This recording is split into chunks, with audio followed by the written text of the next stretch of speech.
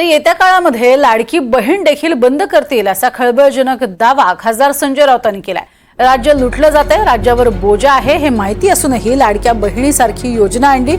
ही आणत असताना अनेक योजना बंद केल्या असंही राऊतांनी म्हटलंय। तसंच 8 लाख कोटींचा कर्जाचा डोंगर कसा कमी करणार आहात असा सवालही राऊतांनी केलाय।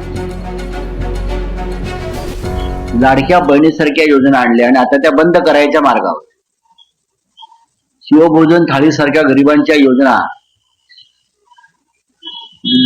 शिधा योजना, अशा अनेक योजना बंद केल्या। आता लाडकी बहीण ही बंद करते। काय करणार आता? हे राज्य कसं चालवणार हा प्रश्न आहे।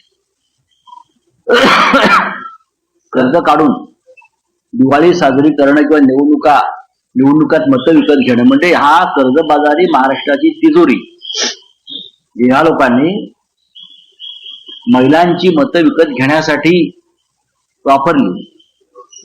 खरं म्हणजे जाहीरनाम्यात त्यांच्या ज्या 2 प्रमुख घोषणा आहेत, लाडक्या बहिणींना 2100 रुपये आणि शेतकऱ्यांना कर्जमाफ, तर त्यांच्या घोषणा आहेतच।